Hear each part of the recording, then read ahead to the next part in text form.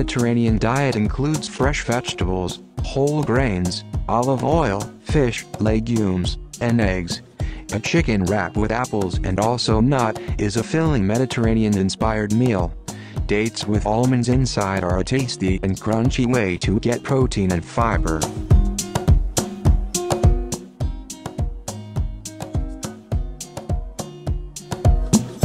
The Mediterranean diet is a traditional diet that originated in the Mediterranean region.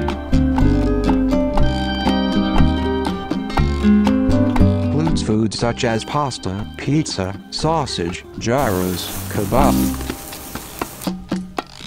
Pasta is one of the most popular dishes in the Mediterranean region. It is made from flour and water mixed together into a dough-like substance and then cut or shaped into individual pieces. The dough can be cooked by boiling it in water or frying it with oil to make a dish called pasta al dente. Pasta is often served with tomato sauce.